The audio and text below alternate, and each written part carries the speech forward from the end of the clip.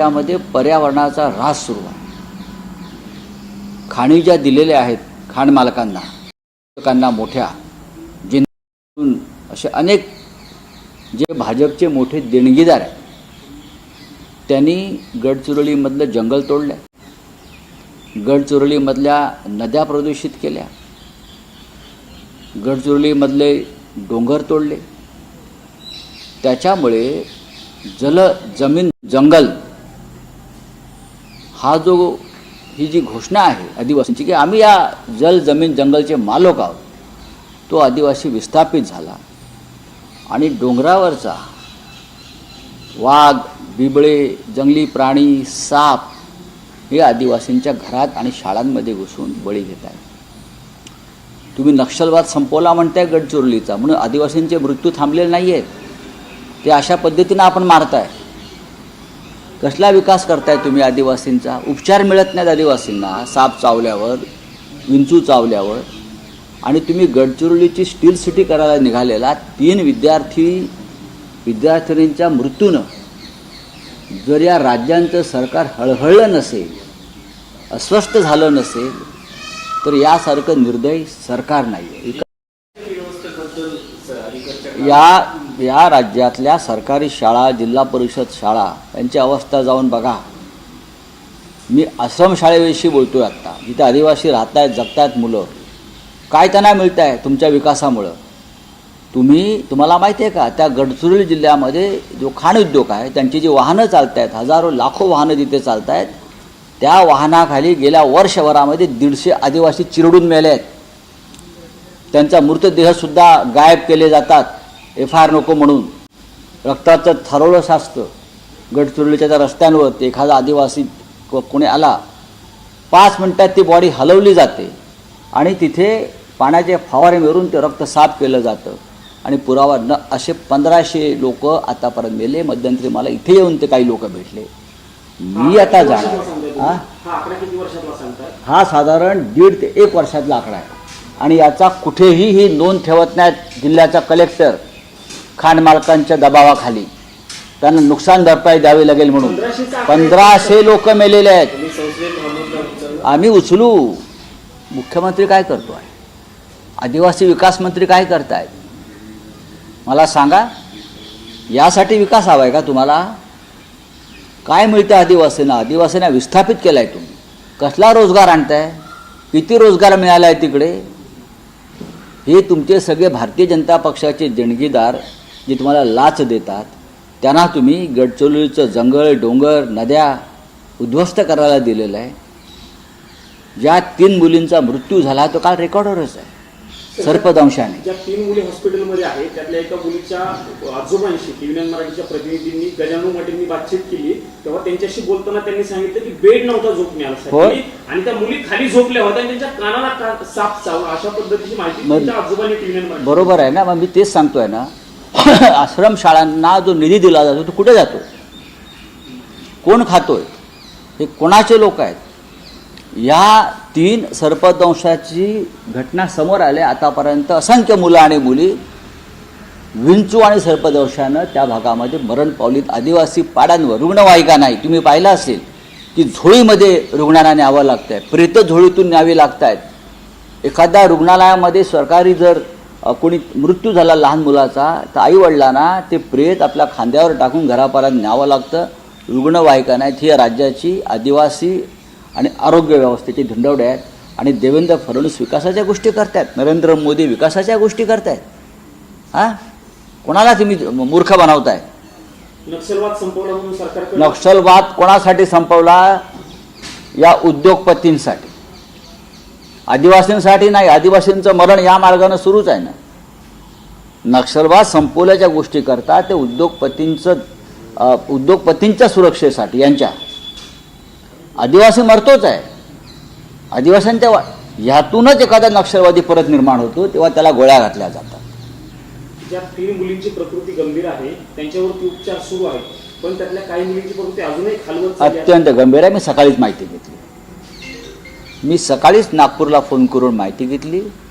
प्रकृती गंभीर आहे। 2 मुलींची प्रकृती अत्यंत गंभीर आहे आणि माझ्या माहितीनुसार नंदुरबार, गडचिरोली, चंद्रपूर अशा ठिकाणी ज्या आदिवासींच्या आश्रमशाळा आहेत त्या अत्यंत भयंकर अवस्थेत आहेत आणि तिथे अशा प्रकारच्या सर्पदंशाच्या, विंचूदंशाच्या घटना साधारण आठवड्यातून 2 ते 3 वेळा घडतात.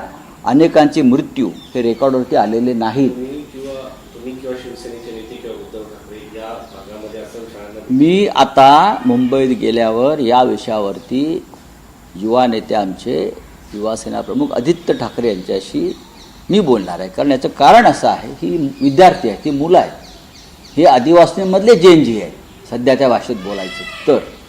आणि पर्यावरणासंदर्भात आदित्य ठाकरे फार महत्त्वाची कामं करत आहेत. मध्यंतरी मी जेव्हा नागपूरला आम्ही एका आंदोलनासाठी गेलो होतो राम मंदिरासंदर्भात, तेव्हा आदित्य ठाकरे यांना भेटण्यासाठी त्या भागातले गडचिरोली, चंद्रपूर, अमरावती या भागातले पर्यावरण क्षेत्रातले प्रमुख कार्यकर्ते आले होते. तेव्हाही त्यांनी हा गडचिरोलीचा विषय माझ्यासमोरच काढला होता. त्याच्यामुळे मी आता मुंबईला गेल्यावरती या संदर्भात आदित्य ठाकरे यांच्याशी चर्चा करू, ह्याच्यामध्ये आपल्याला काय करता येईल. नक्कीच होय, आदित्य ठाकरे या संदर्भात केंद्राकडे पाठपुरावा चालवलेला आहे.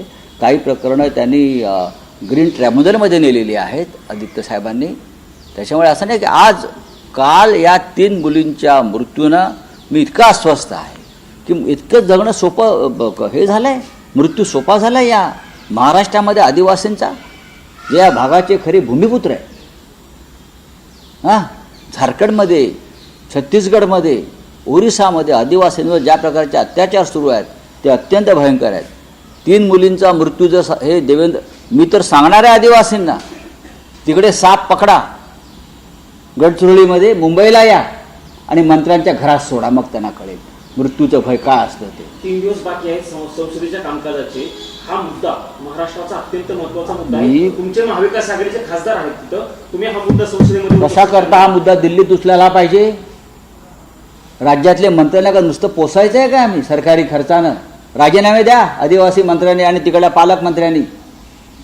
खाण मालकांकडून का फक्त हप्ते घ्यायला जाता का तुम्ही तिकडे, हप्तेबाजी करायला जाता.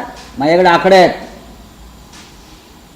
किती कोटी रुपये महिन्याला कलेक्टरला, गडचिरोलीच्या अधिकाऱ्यांना, वन खात्याला, पालकमंत्र्याला, आमदारांना जात आहेत आणि ही मुलं मरत आहेत. राज्याच्या विरोधी पक्षाची भूमिका आता या मुद्द्यावर सरकारला तुमचे काय. एक लक्षात घ्या की विरोधी पक्ष नेता सरकार का नेमत नाही विधानसभेत, असे प्रश्न आम्ही उपस्थित करू नये म्हणून नेमत नाही.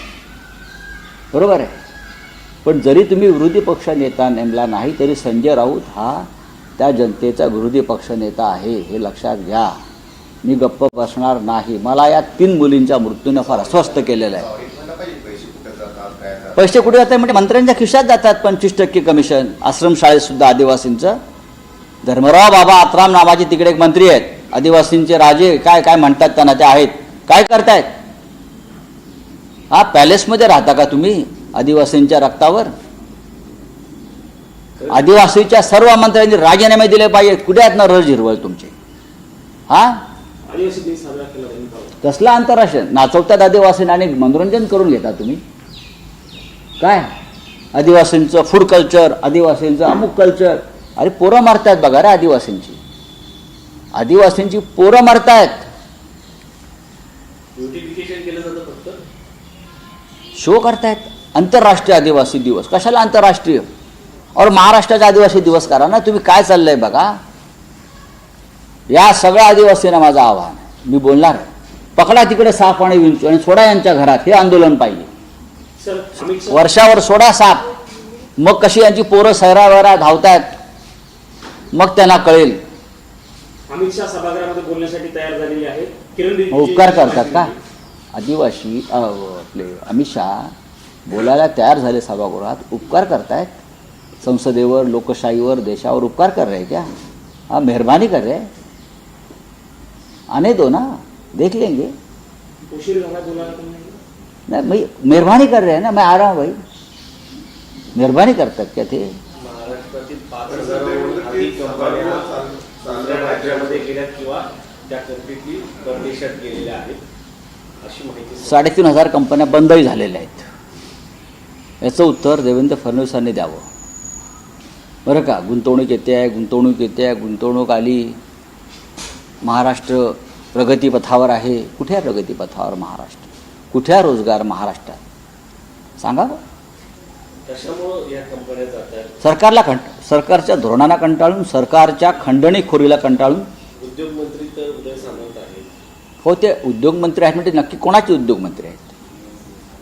किती उद्योग आणले त्यांनी? MIDCची अवस्था बघा जरा, कशा विकल्या जात आहेत. हिशोब माझ्याकडे पूर्ण आहे प्रत्येकाचा. माझ्या इतका हिशोब सरकारच्या ऑडिटर जनरलकडे सुद्धा नाही आहे. हिशोब माझ्याकडे पक्का आहे, प्रत्येकाचा हिशोब आहे. कळलं?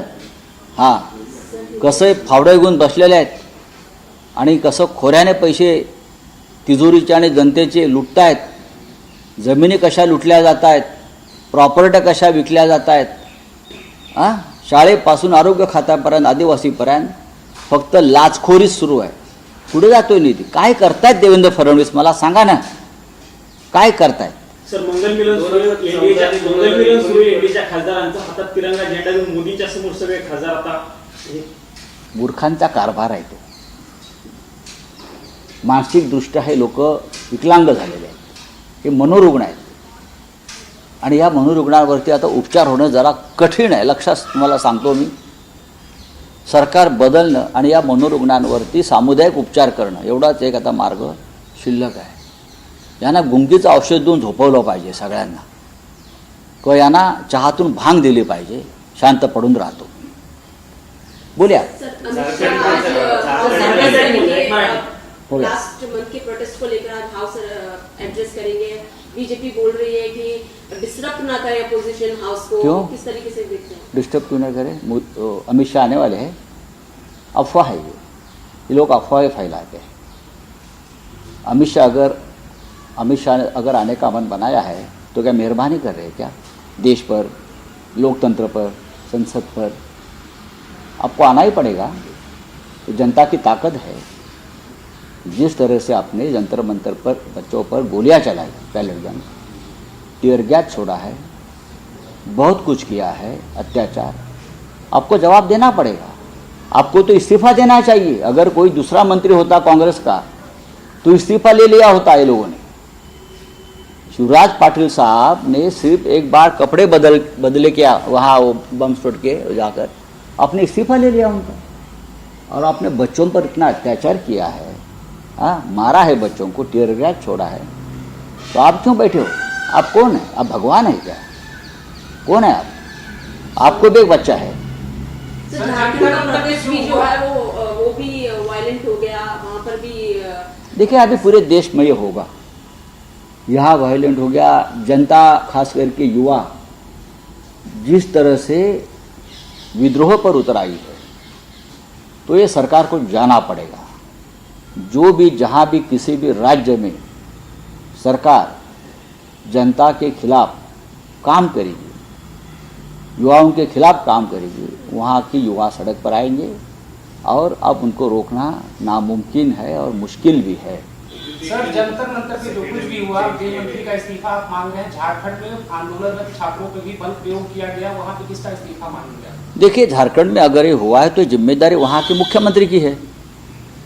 अगर वहाँ के जो विपक्ष के लोग हैं वो इस प्रकार की मांग करते हैं तो उसके ऊपर हेमंत सोरेन ने जवाब देना चाहिए. मेरा कहना है कि हेमंत सोरेन जी ने उनसे बात करनी चाहिए थी, बच्चों से. जैसे हम यहाँ कहते हैं कि मोदी जी ने, अमित शाह जी ने जंतर मंतर के बच्चों से बात करनी चाहिए थी.